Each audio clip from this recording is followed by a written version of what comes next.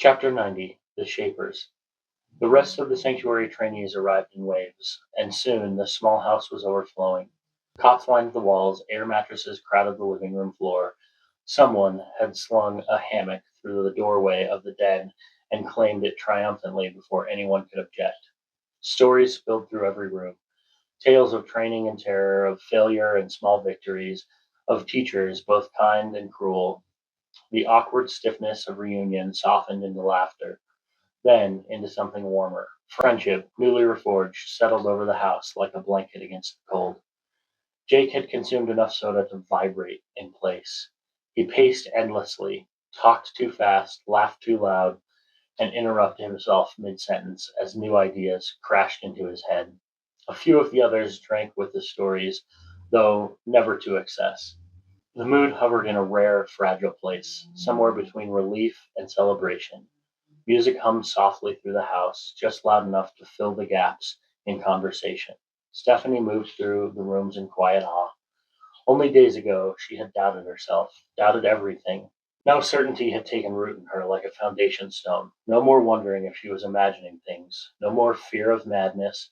She watched others demonstrate their powers with open fascination, not envy. Their gifts were flashy, dangerous, beautiful, and none of it mattered as much as the simple confirmation that she had not been wrong about herself, about what she was. Emily and Aaron had vanished together for nearly an hour. They left constrained silence and returned laughing. Now they stood shoulder to shoulder, trading stories with anyone who would listen. The comfort of reunion slowly washing away weeks of fear and distance. Nina lingered at the edges of the rooms. She watched more than she spoke, smiled more than she shared. From time to time, her gaze flicked toward Emily, and for a fleeting moment, she imagined asking her to command someone to do anything, just so she could feel the power again. Each time the thought died before reaching her lips. Still, she found herself smiling at the strange beauty of the gathering. Cup had taken control of the music. He managed the volume with surgical precision, nudging it higher when laughter peaked, lowering it again when conversations deepened. He treated the atmosphere like a living thing, guiding its rhythms with instinctive ease. From time to time he pushed it just far enough that dancing broke out in scattered clusters, then gently drew it back before chaos could follow. Greg stayed close to him, quiet, observant. Eventually he drifted towards the walls and found himself beside Nina. They shared a few words, settled into companionable silence, listening more than speaking.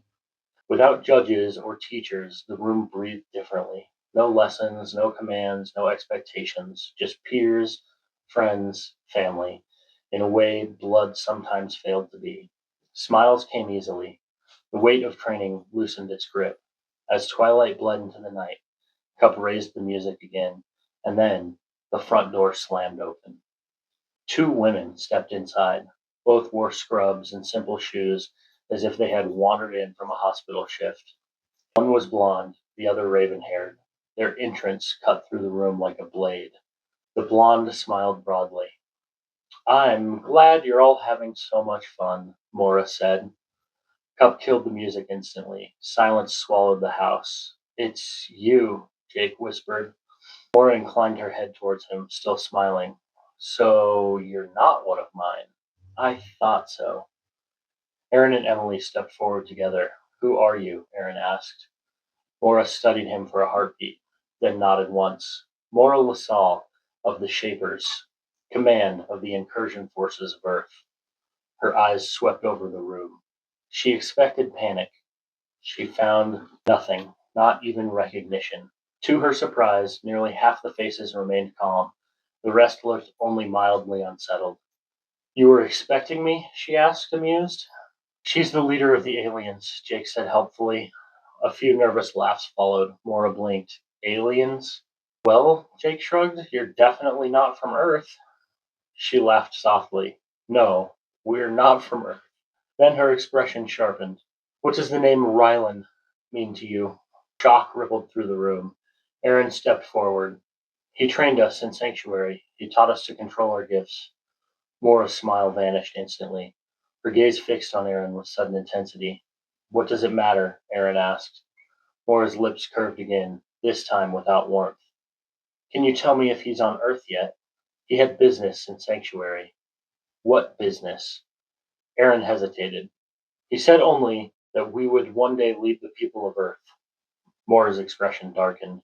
The Shapers will reveal themselves in 18 days, she said calmly. None of you are to seek us out. None of you are to interfere. None of you are to contact our agents. Her voice hardened. Tell me you understand, or I will collect you now, imprison you, until our work here is finished. Fear gripped the room. Tell me you understand, she snapped.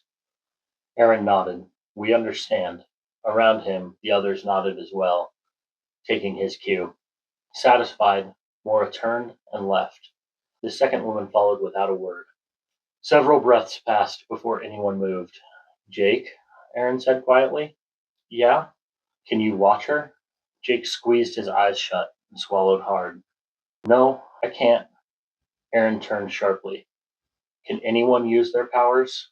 One by one they tried. One by one they failed. Panic surged. Voices overlapped. Questions shattered the air. Cup's power still works, Jake shouted, realizing that none of their auras had dimmed. Silence fell again. How did you know? Emily asked her brother. I tried to blast her, Aaron admitted. Fear spread like fire, and the night that had begun in laughter ended in cold terror.